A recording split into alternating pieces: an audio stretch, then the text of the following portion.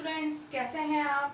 आज मैं नाज़मा शेख आपको हिंदी का कक्षा 5 का पाठ 2 पढ़ाने वाली हूँ, जिसका नाम है सच्चा शेर। ओके, ये स्टोरी थोड़ी सी, ये कहानी थोड़ी सी लंबी है, इसलिए हमने इसको कुछ भाग में बांट दिया है। तो आज अपन इस पाठ 2 का सच्चा शेर पाठ का भाग अ पढ़ेंगे। ठीक है, अब हम इसे शुरू करते हैं। बहादुरी मनुष्य का परम गुण है। राजपूत अपनी बहादुरी के लिए जाने जाते हैं। वे अपने वचन के पक्के होते हैं। अपनी बात का मान रखने के लिए वे कुछ भी कर सकते हैं। ठीक है, बहादुरी जो होती है, मतलब ये क्या है, हमारे अंदर का एक गुण है कि हम किसी चीज से डरते नहीं है। किसी भी मुसीबत का, किसी भी समस्या का डटकर मुकाबला करते हैं, तो वो जो गुण होता है उसे हम क्या कहते हैं, बहादुरी। ठीक है, और राजपूत जो लोग हैं, आप सबको पता है राजपूत कौन है? जो महाराणा प्रताप जिस वंश के हैं वो क्या है, राजपूत है। तो ये राजपूत जो है अपनी बहादुरी के लिए जाने जाते हैं, किसी से भी नहीं डरते हैं, और वो अपने वचन के पक्के होते हैं। एक बात जो उन्होंने कह दी तो उसे पूरा करते हैं, अपने वचन को हमेशा पूरा करते, कभी तोड़ते नहीं है। और वो अपनी बात का मान सम्मान रखने के लिए कुछ भी कर सकते हैं। तो इसी की कहानी यहाँ पर हमें दी हुई है, तो अब हम इसे शुरू करते हैं। मुगल बादशाह औरंगजेब का दरबार लगा था। औरंगजेब ने दरबार में प्रवेश किया और आदेश दिया कि दरबार की कार्यवाही प्रारंभ की जाए। ठीक है, औरंगजेब कौन था, आप सबको पता है? मुगल बादशाह था। ये मुगलों का एक बादशाह था और उसका दरबार लगा था, जैसे बाकी सारे राजाओं के दरबार लगते हैं। तो औरंगजेब जैसे ही अपने दरबार में आए, तो वहां पर उन्होंने कहा, हमेशा ऐसा होता था जब राजा अपने दरबार में आता था तब दरबार के काम शुरू किए जाते थे। तो ऐसे ही उसने आदेश दिया, और बादशाह औरंगजेब ने, कि दरबार की जो रोज की काम है, वो जो कार्यवाही है वो शुरू की जाए। चौबदार ने अपनी आवाज बुलंद करते हुए बादशाह से कहा, शहंशाह हिंदुस्तान, सूरतपुर का आदमखोर शेर जिंदा पकड़ा जा चुका है। अगर आपकी इजाजत हो तो उसे दरबार में पेश किया जाए। इजाजत है, औरंगजेब ने जवाब दिया।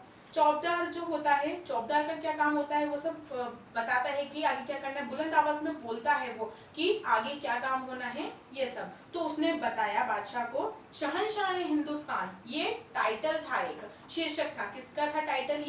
ये बादशाह औरंगजेब का था। उनको कहते हैं शहंशाह हिंदुस्तान। उन्होंने कहा कि एक आदमखोर शेर कौन होता है?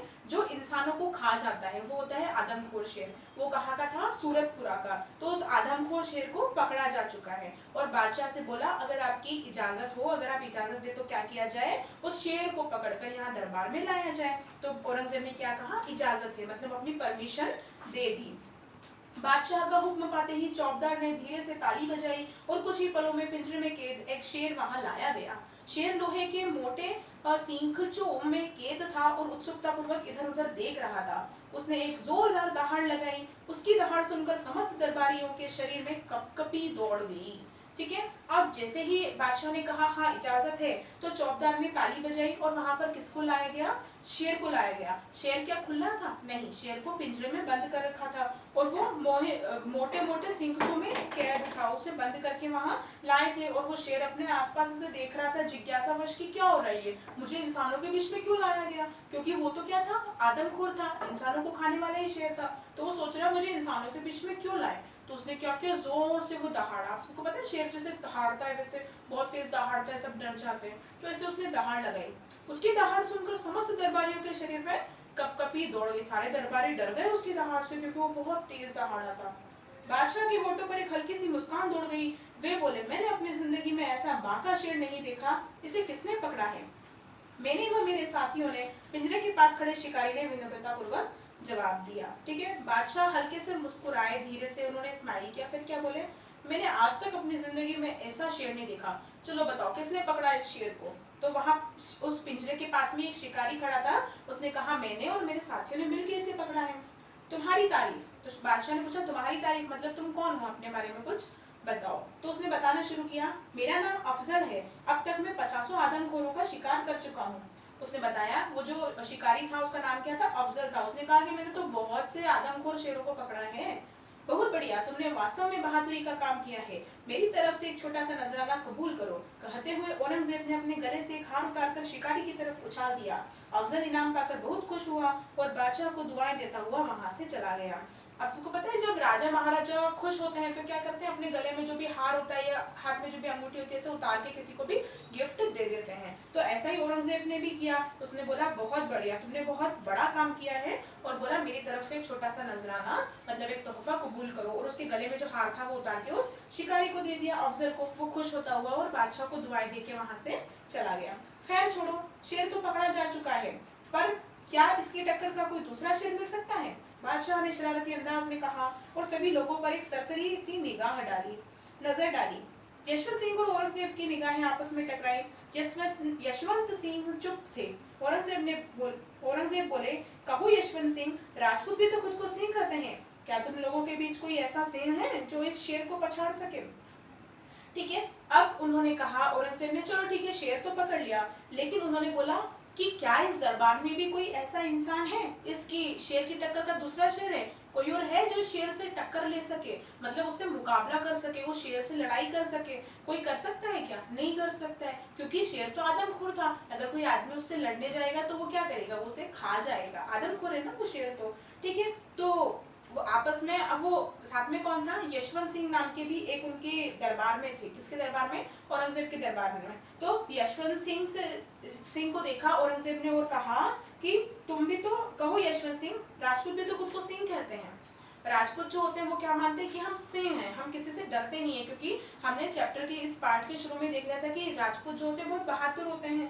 तो महाराजा ने कहा, जो औरंगजेब थे, उन्होंने यशवंत सिंह से कहा कि क्या तुम्हारे यहाँ कोई ऐसा शेर है जो इसको पछाड़ सके, क्योंकि तुम क्या कहते हो, खुद को सिंह बोलते हो, सिंह मतलब भी शेर होता है, तो क्या कोई इस शेर से लड़ सकता है? सभी दरबारियों की निगाहें यशवंत सिंह पर जम गई। उसे लगा कि अगर उसने बादशाह की उस चुनौती को स्वीकार नहीं किया तो राजपूतों की शान मिट्टी में मिल जाएगी। वह बोला, मेरे पास एक ऐसा सिंह है जहांपना जो इस शेर को भी धूल चटा देगा।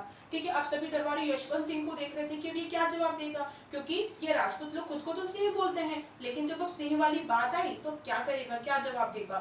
सब लोगों में जिज्ञासा आ गई। ठीक है, तो यशवंत सिंह ने भी सोचा कि अगर मैं बादशाह की चुनौती को स्वीकार नहीं करूंगा, मना कर दूंगा कि मेरे पास ऐसा कोई नहीं है, तो राजपूतों की शान क्या होगी? मिट्टी में मिल जाएगी, फिर ये खुद को सिंह नहीं कह सकेंगे ना। आपने देखा होगा जो राजपूत लोग होते हैं अपने नाम के लास्ट में सिंह लगाते हैं। यशवंत सिंह जो है इनके भी लास्ट में नाम में सिंह आ रहा है। ठीक है, तो उन्होंने कहा, कह दिया कि हाँ, मेरे पास एक ऐसा शेर है, ऐसा सिंह है, ऐसा सिंह है जो शेर को धूल चटा देगा। किसने कहा? यशवंत सिंह ने कहा। किससे कहा? औरंगजेब से कहा।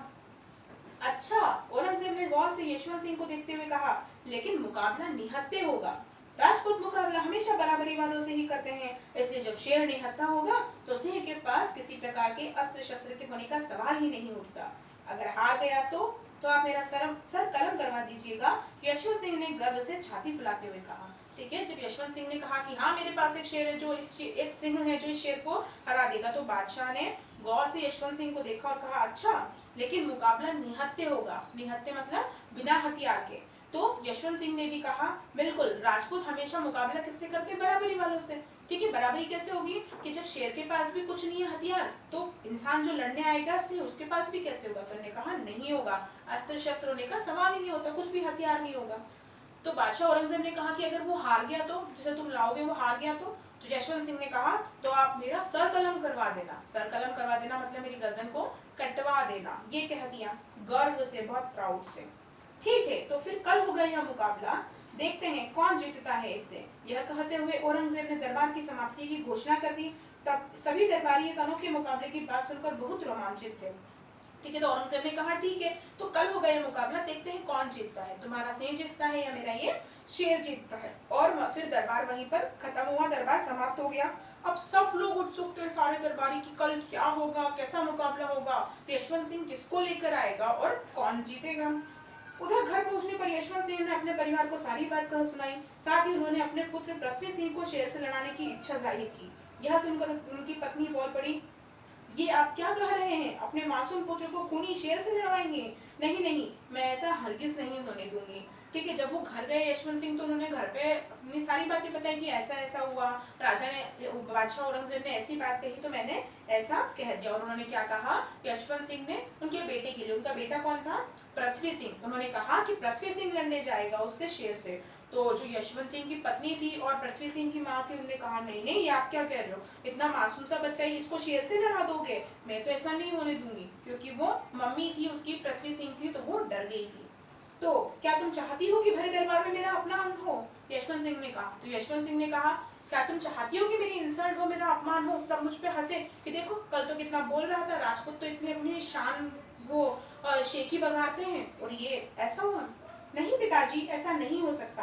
आपका प्रण अवश्य पूर्ण होगा। आपका सिंह बादशाह के शेर को अवश्य धूल चटाएगा। यह मेरा वचन है। उनके पुत्र पृथ्वी सिंह ने कहा। ठीक है, लेकिन बेटा, माँ ने कुछ कहना चाहा। तो जब यशवंत सिंह ने कहा कि इससे तो मेरा अपमान हो जाएगा, तुम क्या चाहती हो मेरा अपमान हो जाए, तब उनके बेटे ने कहा, नहीं पिताजी, आपने जो प्रण लिया है, आपने जो बात की है, इसे मैं पूरा करूंगा। और आपका जो सिंह है, मतलब जो मैं हूँ, मैं जाके उस शेर को धूल चटा दूंगा, और ये मेरा वचन है। वादा किया पृथ्वी सिंह ने, किससे? अपने पिता से, यशवंत सिंह से। ठीक है, माँ कुछ कहना चाह रही थी, लेकिन बेटा, अब इसके बाद क्या हुआ? उनकी माँ ने उनको जाने दिया लड़ाई पे या नहीं जाने दिया, वो हम कहाँ देखेंगे? इसके अगले भाग में। वो होगा अपना भाग ब। अभी भाग अ में इतना ही। धन्यवाद।